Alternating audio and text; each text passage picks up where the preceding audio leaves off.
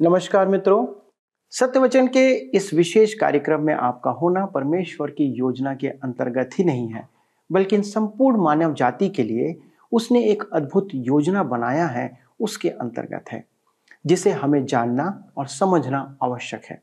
यदि हम उसे समझ जाएं, तो इस पृथ्वी पर हमारा जीवन ना सिर्फ आसान हो जाएगा, परंतु उसकी अनुभूति इस संसार के तमाम दुखों को कम कर देगी। बाइबल बताती है कि मृत्यु जीवन का अंत नहीं है। परमेश्वर ने मनुष्य के लिए मृत्यु के बाद के एक जीवन की एक अद्भुत योजना बनाई है। इसलिए हम पिछले अध्ययन में चर्चा कर रहे थे कि इस पर विश्वास करने वालों की महिमा यह है कि वे जीवन को कभी भी मृत्यु के साथ समाप्त होने के रूप में नहीं देखते हैं। मृत्यु मनुष्य के जीवन का सबसे बड़ा दुश्मन है, जो कठोर मन वाले व्यक्ति को भी हिला देता है।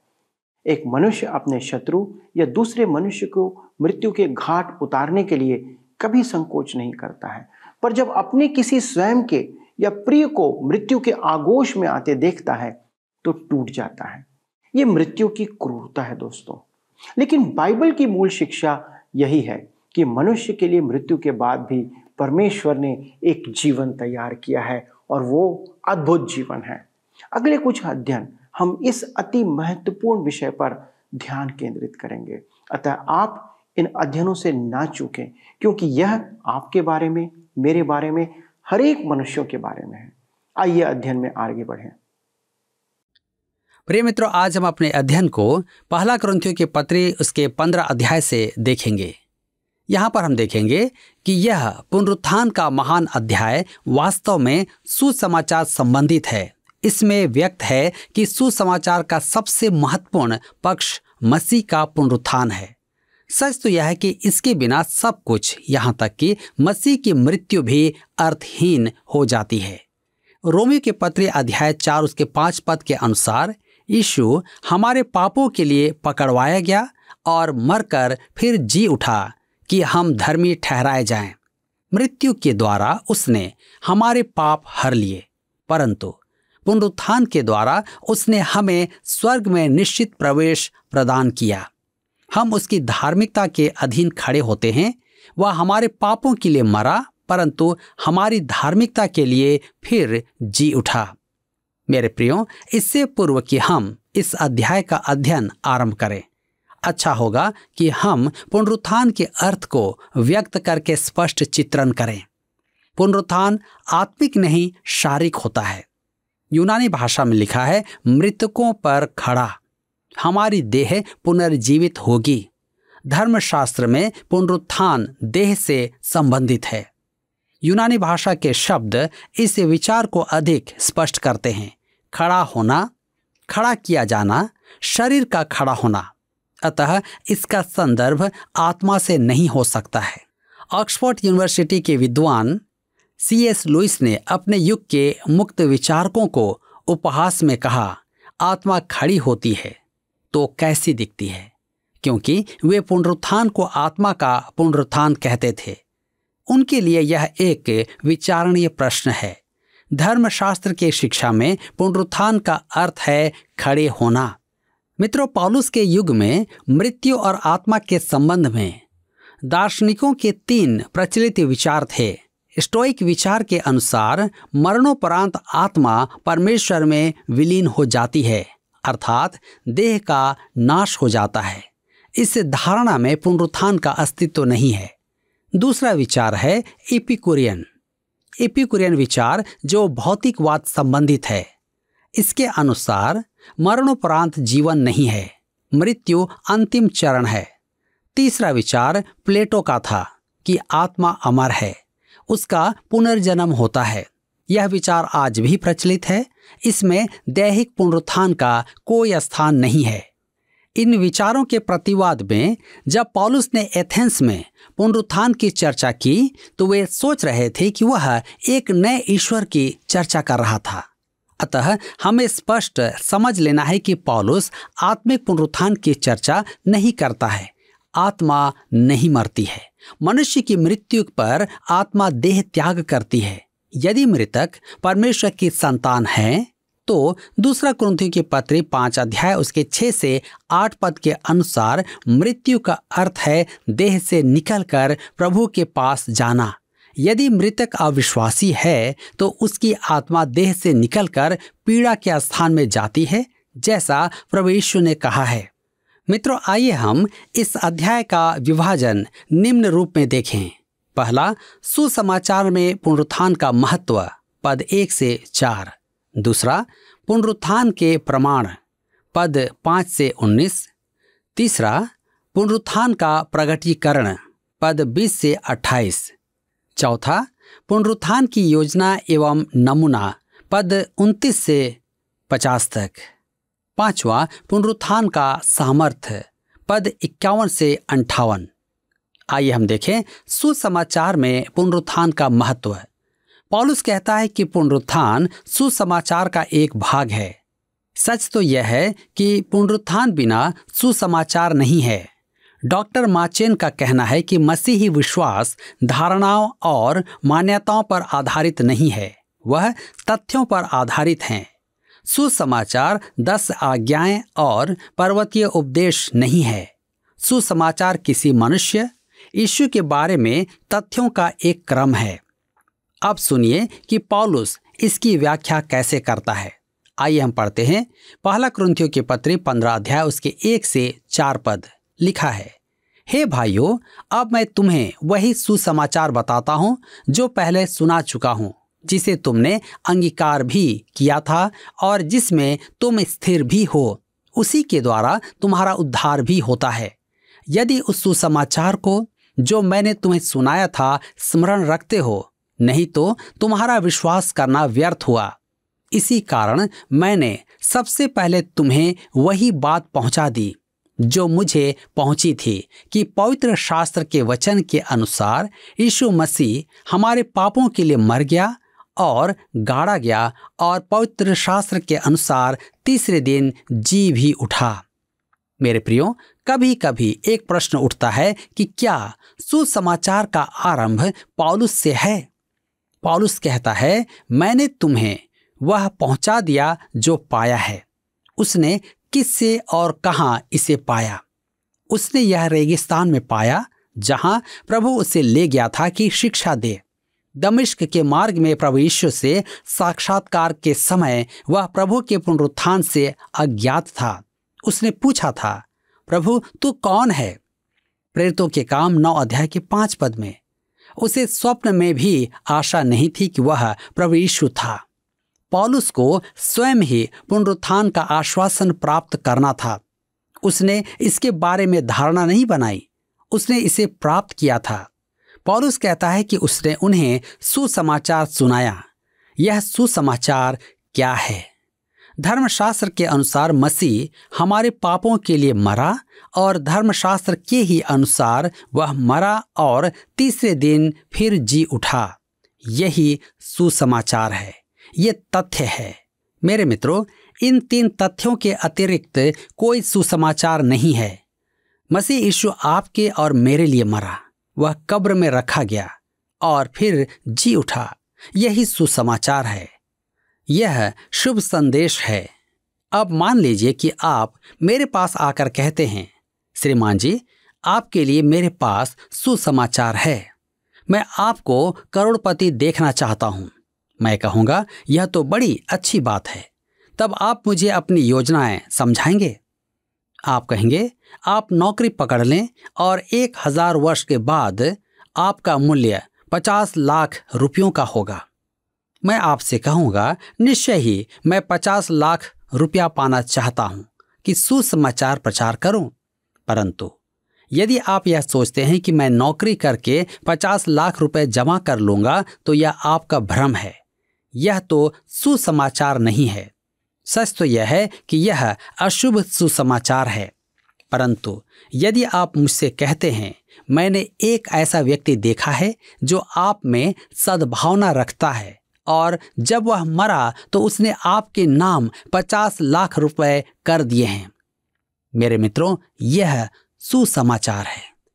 सुसमाचार हमसे कुछ करने को नहीं कहता है। सुसमाचार कहता है कि यीशु ने हमारे लिए कुछ कर दिया है। वह हमारे पापों के लिए मर गया। धर्मशास्त्र कहता है कि वह कब्र में रखा गया और तीसरे दिन फिर जी उठा। वह मरा। यह एक ऐतिहासिक तथ्य है। इससे इनकार करने वाले बहुत कम हैं। इसमें जोड़ा जाएगा कि उसे कब्र में रख दिया गया था। यह महत्वपूर्ण क्यों है? इससे सिद्ध होता है कि वह विलोप नहीं हो गया था। इसका अर्थ यह हुआ कि उनके पास वास्तव में उसका पार्थिव शरीर था। निकोदेमुस और अरमतिया का यूसुफ और उसका क्रूसीकरण देखने वाले सब उसे जानते थे कि वह कौन था। वे जानते थे कि वह यीशु था और उन्होंने उसकी मृतक देह को कब्र में रखा। यह अत्यधिक महत्वपूर्ण है। उसकी मृत्यु सिद्ध होती है। धर्मशास्त्र के अनुसार वह तीसरे दिन फिर जी उठा। पुनरुत्थान सुसमाचार का एक भाग है। कब्र खाली थी, यह एक प्रमाण है। सुसमाचार है कि यीशु मरा, कब्र में रखा गया और फिर जी उठा। यह पहला प्रमाण है। पुनरुत्थान का एक और प्रमाण है कुरिन्थ के विश्वासियों का अनुभव। आइए हम फिर से सुने कि पौलुस क्या कहता है। हे भाइयों, अब मैं तुम्हें वही सुसमाचार बताता हूं जो पहले सुना चुका हूं, जिसे तुमने अंगीकार भी किया था और जिसमें तुम स्थिर भी हो।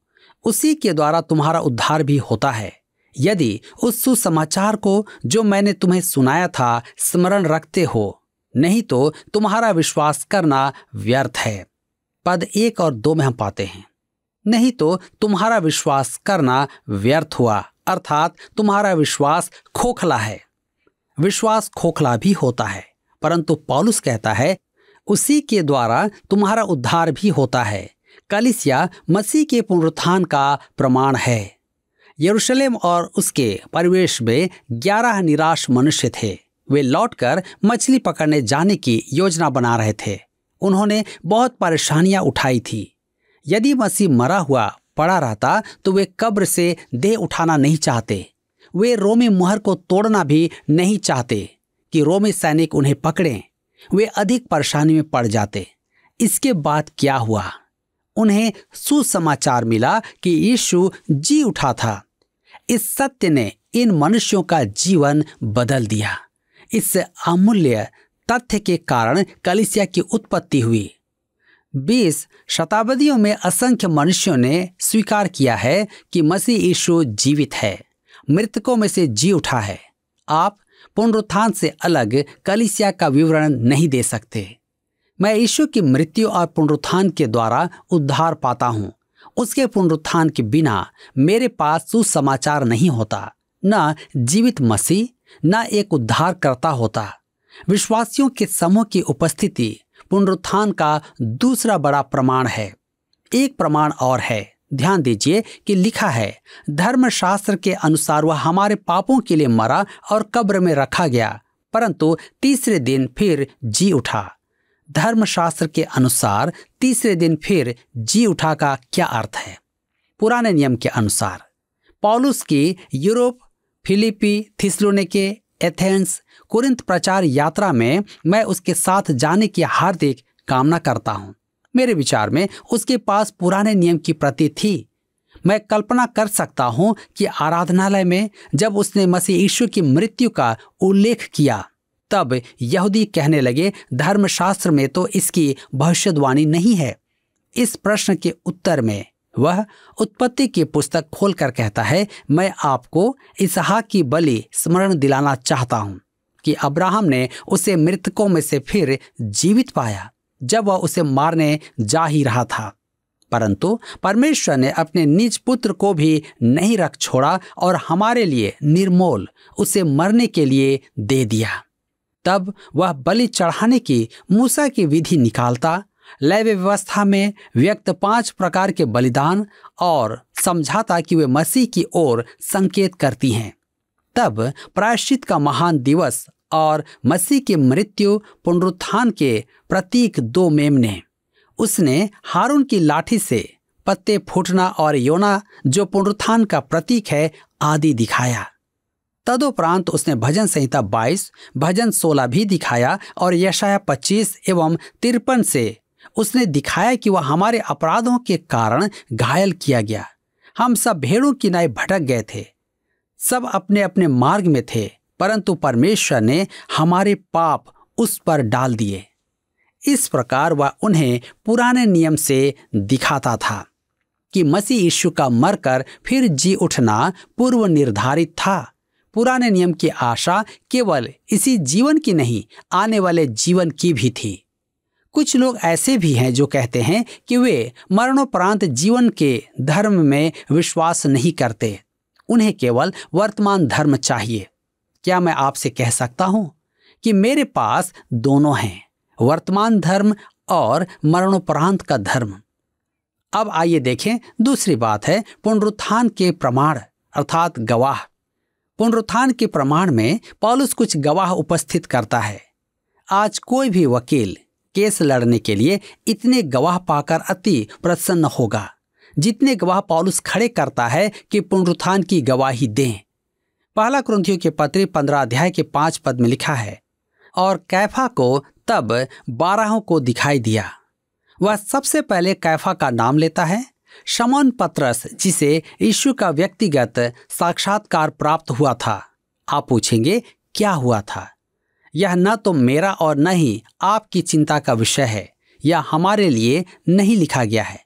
पतरस ने यीशु का इनकार किया था, इस कारण यीशु पतरस पर प्रकट हुआ, क्योंकि पतरस को यीशु के साथ संबंध सुधारना था। देखिए, यीशु अब भी पांव धोने की सेवा कर रहा था। तब 12 ने उसे देखा। ये 12 कौन थे? पतरस के अतिरिक्त 10, क्योंकि पतरस को तो उसने व्यक्तिगत दर्शन दिया था। यहूदा की तो मृत्यु हो गई थी। 12 शिष्यों के समूह के लिए काम में लिया जाता था, जिसका अर्थ यह नहीं कि वे संख्या में 12 थे। तथापि यदि आप पौलुस को उनमें जोड़ दें तो वे 12 हो जाते हैं। पहला कुरिन्थियों 15 के 6 में लिखा है, फिर वह 500 से अधिक भाइयों को एक साथ दिखाई दिया, जिनमें से बहुत से अब तक जीवित हैं पर कुछ सो गए। यीशु को एक साथ 500 मनुष्यों ने भी देखा था। मेरे विचार में यह गलील सागर के निकट की घटना है। मेरे विचार में उसके सच्चे भक्त उससे भेंट करने गलील को गए थे। जब वे गलील जा रहे थे तो अति संभव है कि लोग उनसे पूछते होंगे, यीशु तो मर गया, अब तुम फिर मछली पकड़ने जा रहे थे? उन्होंने कहा होगा, नहीं, यीशु जी उठा है और हम उससे भेंट करने जा रहे हैं। इस प्रकार उससे भेंट करने वहां 500 भक्तों का जन समूह एकत्र हो गया था। पौलुस प्रभु यीशु के पुनरुत्थान के गवाह पेश कर रहा है। पतरस तथा अन्य 10 शिष्य।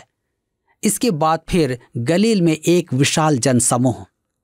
पहला कुरिन्थियों 15 के 7 और 8 पद में लिखा हुआ है, फिर वह याकूब को दिखाई दिया, तब सब प्रेरितों को दिखाई दिया, सब के बाद मुझको भी दिखाई दिया, जो मानो अधूरे दिनों का जन्मा हूं। ध्यान दीजिए, फिर वह याकूब को दिखाई दिया। यह भी संभवतः व्यक्तिगत साक्षात्कार था। वह फिर शिष्यों को भी दिखाई दिया। सबके बाद वह पौलुस को दिखाई दिया। मेरे मित्रों, जिसने यीशु को देखा है उससे विवाद करना व्यर्थ है। पहला कुरिन्थियों की पत्री 15 अध्याय के 9 और 10 पद में लिखा हुआ है, क्योंकि मैं प्रेरितों में सबसे छोटा हूं, वरन प्रेरित कहलाने के योग्य भी नहीं, क्योंकि मैंने परमेश्वर की कलीसिया को सताया था। परंतु मैं जो कुछ भी हूं परमेश्वर के अनुग्रह से हूं। उसका अनुग्रह जो मुझ पर हुआ वह व्यर्थ नहीं हुआ, परंतु मैंने उन सबसे बढ़कर परिश्रम भी किया, तो भी यह मेरी ओर से नहीं हुआ, परंतु परमेश्वर के अनुग्रह से जो मुझ पर था। पौलुस स्वयं को प्रेरितों में सबसे छोटा कहता है। यहाँ वह शिष्टाचार प्रदर्शन कर रहा है। प्रेरणा से सिद्ध होता है कि वह दिल से कह रहा था। मेरे मन से यह आवाज उठती है, पौलुस तू महान है। मैं तुझे प्रेरितों में सबसे छोटा नहीं मानता, परंतु पौलुस कहता है कि वह तो प्रेरित कहलाने योग्य भी नहीं, क्योंकि उसने कलीसिया को सताया था। वह अपने आप को पापियों में सबसे बड़ा पापी मानता था, तथापि वह प्रेरितों में सबसे अधिक परिश्रमी था। परंतु वह स्पष्ट कहता है कि परमेश्वर के अनुग्रह ही के द्वारा उसने जो किया वह किया। पहला कुरिन्थियों के पत्र 15:11 में लिखा हुआ है, इसलिए चाहे मैं हूं चाहे वे हों, हम यही प्रचार करते हैं और इसी पर तुमने विश्वास भी किया। मैं ऐसे विश्वासियों से ऊब गया हूं जो विश्वासी होने का दावा करते हैं परंतु सुसमाचार के तथ्यों को स्वीकार नहीं करते। मसीह यीशु की मृत्यु, दफन और पुनरुत्थान को अस्वीकार करके आप विश्वासी नहीं हैं। आप चाहें तो इन तथ्यों का इनकार कर सकते हैं, यह आपका अधिकार है, परंतु आपको मसीह कहलाने का अधिकार नहीं होगा। लिखा है कि जब कुरिन्थवासियों ने सुसमाचार सुना तो विश्वास किया और वे मसीही कहलाए। यह इतना अधिक गंभीर एवं महत्वपूर्ण विषय है कि हम इस पर बल देने के लिए इसका पुनरावलोकन करेंगे। सुसमाचार क्या है? सुसमाचार मसीह के मरने, दफन किए जाने और फिर जी उठने का शुभ संदेश है। वह न तो विलोप हुआ, न ही छिप गया, वह पुनः जी उठा। उसकी कब्र खाली है। मसीह यीशु आज जीवित है। ये ऐतिहासिक तथ्य है। सुसमाचार एक विचार, एक धारणा, एक धर्म नहीं है। सुसमाचार तथ्यों का संग्रह है। पौलुस ने इसी सुसमाचार का प्रचार किया था। यह पौलुस का अपना अनुभव नहीं था, यह एक तथ्य है। पद 1 में लिखा है कि कुरिन्थ के विश्वासियों ने सुसमाचार को ग्रहण किया और उसमें विश्वास किया। पद 11 में मसीह को ग्रहण करने का अर्थ क्या है? यूहन्ना रचित सुसमाचार 1 उसके 11 से 13 पद में लिखा है, वह अपने घर आया और उसके अपनों ने उसे ग्रहण नहीं किया, परंतु जितनों ने उसे ग्रहण किया उसने उन्हें परमेश्वर के संतान होने का अधिकार दिया, अर्थात उन्हें जो उसके नाम पर विश्वास रखते हैं। वे न तो लहू से, न शरीर की इच्छा से, न मनुष्य की इच्छा से, परंतु परमेश्वर से उत्पन्न हुए हैं। मेरे प्रियो, मसीह को ग्रहण करने का अर्थ है उसके नाम में विश्वास करना। पहला पद कुरिन्थ के विश्वासियों के बारे में प्रकट करता है कि उन्होंने सुसमाचार को अंगीकार किया और उसमें स्थिर भी थे। यह उनकी वर्तमान स्थिति थी। वे जीवित प्रभु यीशु मसीह के साथ जीवंत विश्वास में निर्वाह कर रहे थे। आज आपकी स्थिति क्या है? दूसरे पद में वह कहता है, उसी के द्वारा तुम्हारा उद्धार भी होता है। केवल बौद्धिक ज्ञान के द्वारा सुसमाचार से उद्धार नहीं है। यह तथ्यों को सिर हिलाकर स्वीकार करने से नहीं होता है। यह उसके बारे में है जिसकी सुसमाचार गवाही देता है, उद्धारकर्ता मसीह यीशु। जब आप सुसमाचार के तथ्यों को स्वीकार करते हैं, जब आप मसीह यीशु में परिशुद्ध विश्वास करते हैं, तब आपका उद्धार होता है। यह मसीह का लहू और अच्छाई है जो आपका उद्धार करता है। कुरिन्थ में सुसमाचार प्रचार किया गया था।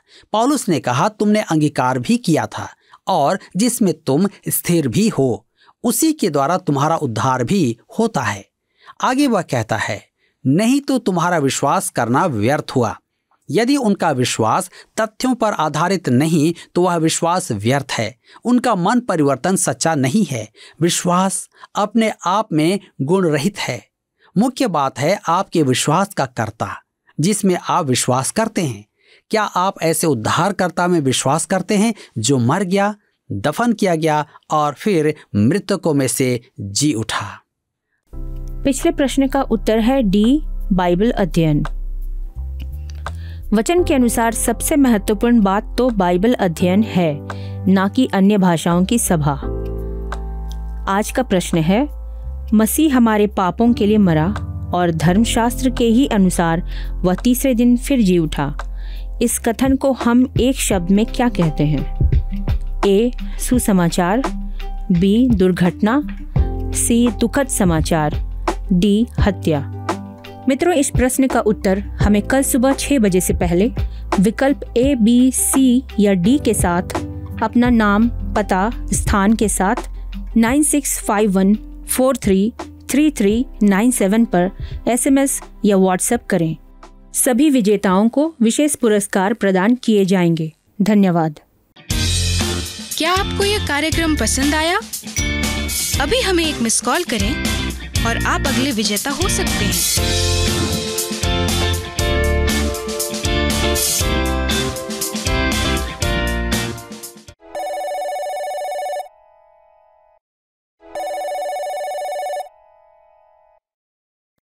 मित्रों, मनुष्य तर्कों के आधार पर अपने विश्वास को निर्धारित करता है।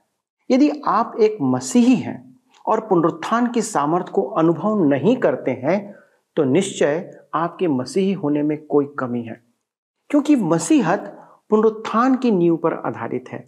ये प्रत्येक ईस्टर में सुनने और सुनाई जाने वाली कथा नहीं है। यदि आप मृत्यु से डरते हैं तो हो सकता है कि आपने इस महान सुसमाचार को नहीं समझा है या अब तक ग्रहण नहीं किया है। दोस्तों, मेरा विश्वास है कि जो प्रमाण आपके सन्मुख हैं ये काफी हैं कि आप इस बात पर विश्वास करें।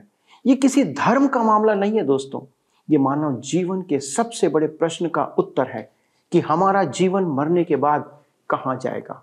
क्या आप इस विषय में जानते हैं?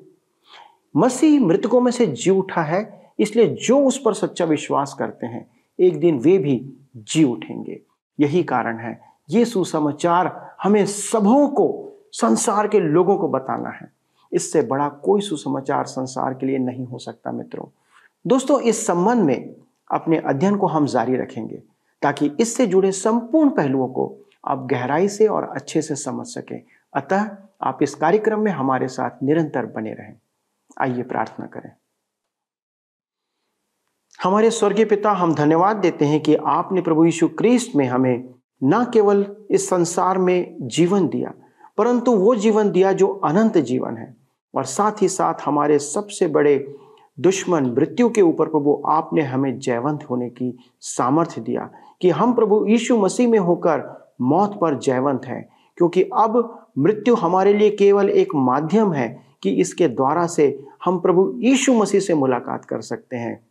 इसलिए पिता, हम आपको धन्यवाद देते हैं कि आपने हमें चुना और हमें इस अद्भुत विश्वास में ले आया है। पिता परमेश्वर, हम धन्यवाद देते हैं प्रभु यीशु मसीह के उस पुनरुत्थान के लिए कि वो आज मृतक नहीं, वो आज मौत के आगोश में नहीं, परंतु जीवित है और आपके दाहिनी ओर विराजमान है। पिता, धन्यवाद देते हैं इस सुंदर विश्वास के लिए, इस उपकार के लिए जो आपने हम पर किया है कि हम आज आप में जयवंत हैं। हमारे दर्शकों के लिए प्रार्थना करते प्रभु, किसी कारण यदि उनका विश्वास कमजोर है तो आज उनके विश्वास को दृढ़ करें कि ये प्रभु यीशु मसीह के पुनरुत्थान की सामर्थ उनके जीवन में कार्य करे और उनका जीवन आप में दृढ़ और मजबूत बनता चला जाए। धन्यवाद के साथ इस विनती को प्रभु यीशु क्रिस्ट के नाम से मांगते हैं, आमीन। प्रभु आपको अनेक आशीष दे। अगले प्रसारण में हम फिर आपके सामने हाजिर होंगे। तब तक उसके पुनरुत्थान की सामर्थ्य में दृढ़ रहें। धन्यवाद।